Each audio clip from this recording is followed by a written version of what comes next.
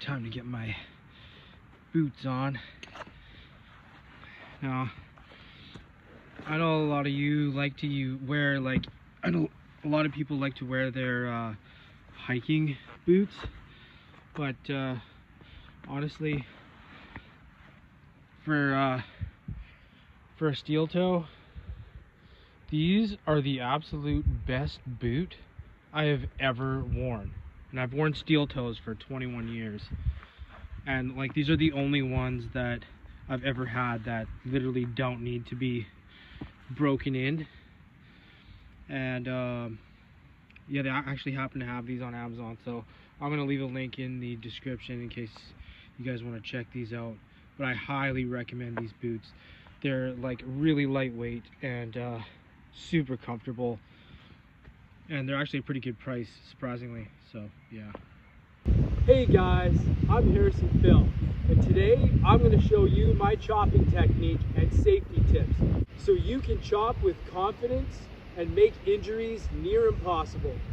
So stick around and let's get started.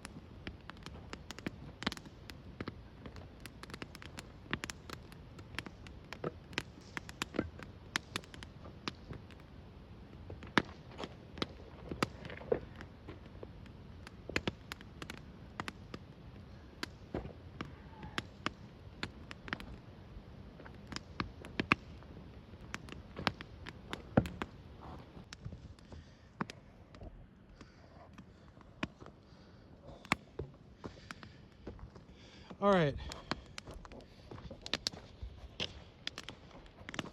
Now, when we're going to start our chop, we'll look for knots right here and here, and we're going to take a look at the pith really closely. And if you can see, it's already got, usually it's already got these cracks. And that's generally how logs start splitting, is from the pith. So in a general rule of thumb, you can follow these cracks, okay, and always work your way from the outside into the center.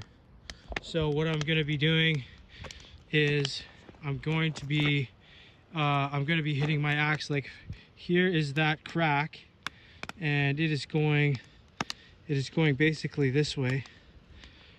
Okay, so there's where I'm going to be trying to chop on that line, and I'm going to strike it here first with a little bit of the axe. The back of the blade is going to be sticking out past the log, because if the axe hits on the inside of the log, then there's still that portion of wood behind the axe. Sorry, it's hard to point with my finger, but that part of the wood is still holding together. So you want to try to hit the axe just a little bit on the outside of the wood, okay, to start splitting it from the outside, moving inward. And always try for safety always, and also for splitting power, to hit the blade like in this motion and not like this motion straight down, and especially not like this motion, because then that is the highest risk of the axe coming back at you into your legs or something like that, or your foot. So always try to keep this angle with the axe hitting the wood like this, and that should give you the best splitting power, and also is also the safest way to strike.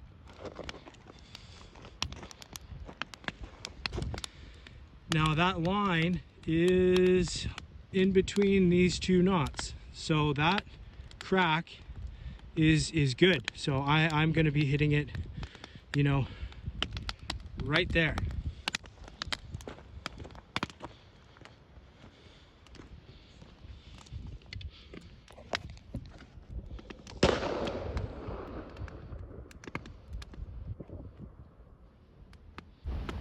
And you might think that the bigger axe, like those big, huge splitting axes, are more dangerous than, you know, these smaller ones. But that's not the case. In fact, the smaller ones are the most dangerous. They're the ones that you're more likely to get injured with, simply because of the length of the handle and it being able to hit you. Whereas a long handle, it's just going to hit the ground before it hits your foot. Like this one is probably the most dangerous, because it could strike you in the leg and also in the foot, which I have done. So take my word for it. Avoid that at all costs, because I can assure you it was no fun. So how are you going to do that? By avoiding striking yourself every time. It's all in the knees. It's all in bending your knees down and keeping the axe at an angle where your hands are literally below the blade on a straight line. If your hands are below the blade, then you can't hit yourself with the axe ever. So that's one rule of thumb to keep in mind for safety.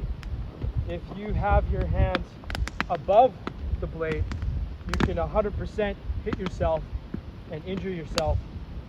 So bending the knees and keeping that angle, it'll give you the most power in your split, and it'll also keep you safe from injuries every time. If you combine the two, bending your legs, I know it's more work, but hey, you know, it really sucks burying an axe into your foot. So bending your legs and coming down with the axe on this angle is the safest way, because if the axe breaks through, it'll just hit the ground. But if I'm standing up and I miss, or something happens and it deflects, it can definitely hit you, and boy, you could get real hurt. So if you follow those two steps, you can avoid injury every time on every chop, just by your stance and the angle at which you chop at. And like I said, this angle is the best angle, where you put the axe going forward in a forward motion, getting all of the power to split open the wood forward and not down, because down it's okay, it will split, but you get more power moving forward with this angle. Okay?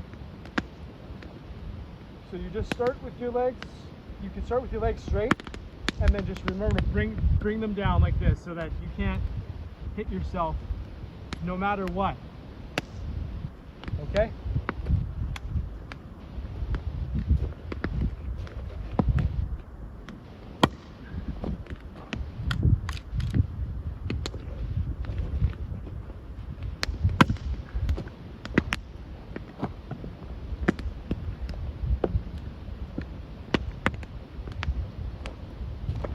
if you're going to be chopping the block from the other side, always work your way from the outside in, and always do it facing forward to the block. I know some people do chop on the outside like that, and I don't recommend doing that, just because I see a potential risk of injury doing that. So I wouldn't recommend chopping like that. Just take your time. If it takes multiple strikes, turn the block around and hit it always facing the block from this side in towards the pit, and you will do just fine. And I don't know if you can notice on my strikes, but the axe always hits my chopping block at this back tip, not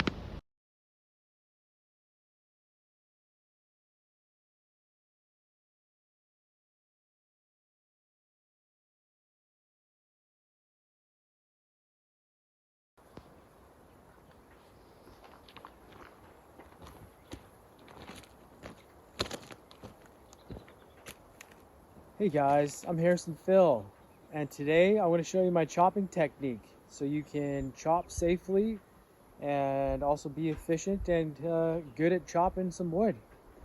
At the end of the video, there's going to be an affiliate link for this axe and for a set of boots. Speaking on affiliate links, it's an Amazon link. And I'm sure most of you know by now that Amazon is pretty much all automated and robotic. So the only thing that I have to say about that, and for anyone that's hopefully willing to listen to it, is if possible, always try to find somebody's affiliate link for Amazon. That way that you know that a human being is going to get paid, and we can still encourage humans having jobs. So yeah, Amazon's great and everything, just so that people could think in that sense that when you do buy something off of Amazon, you would preferably look for somebody's affiliate link, like for the one for this axe. And then a human being, which would be me, would get a percentage of pay from that, or anybody's affiliate link for that matter, to help out and to make sure that there is humans that are still making money, even though there's all of this new technology out there. So having said that, that's all I really wanted to say in that sense. And so from here on in, let's begin, and I'll show you guys my technique.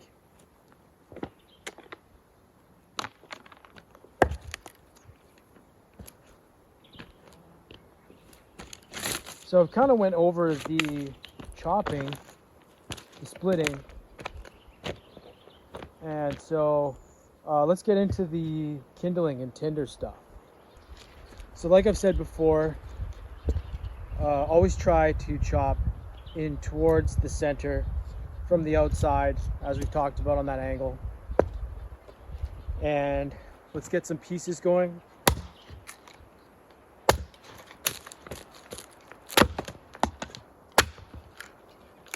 I never like to hit it with too much power, because that's how you create accidents.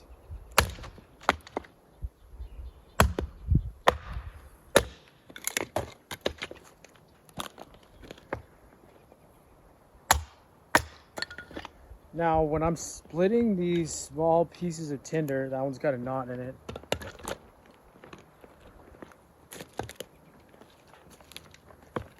I'm holding the, gosh darn my face. I'm holding the piece of wood basically with this part of my thumb,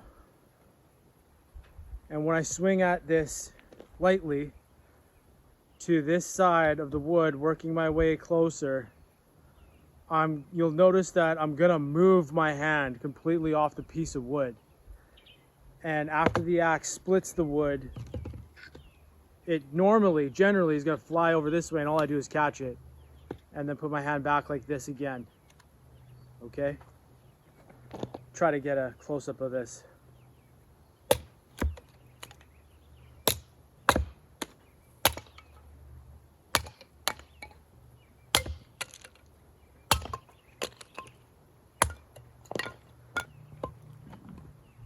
So I will hold it, but until I get a little bit closer to my hand, and then my hand moves away.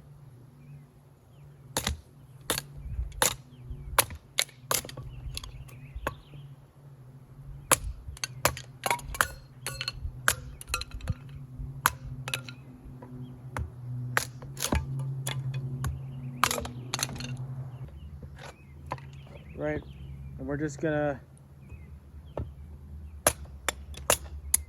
get a nice flow.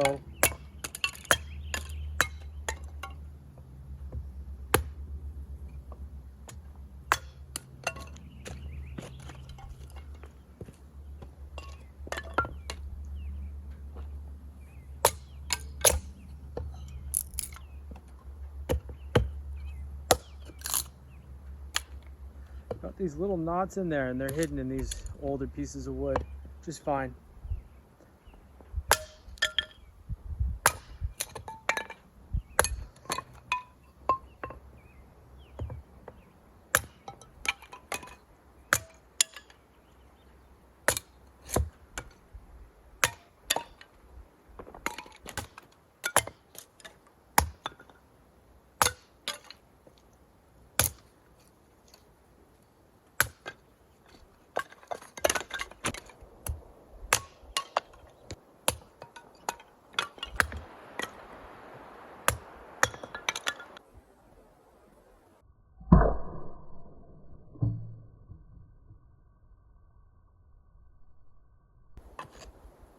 I'll show you what I've done here in like 15 minutes.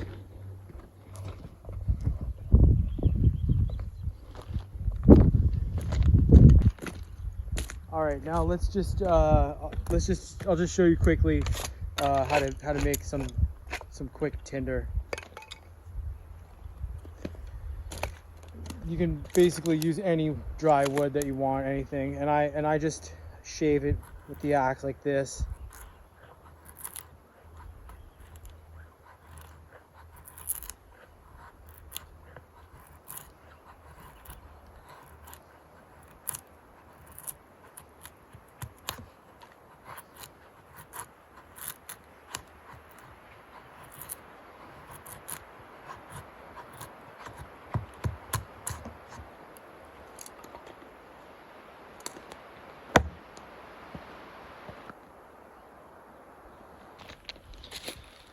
And that's proper tinder.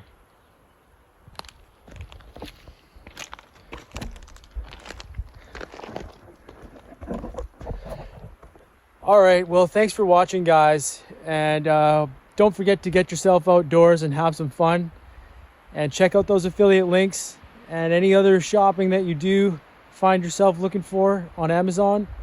Try to find at least somebody's affiliate link, and that way we can all still have jobs. Thanks for watching, everybody. Bye.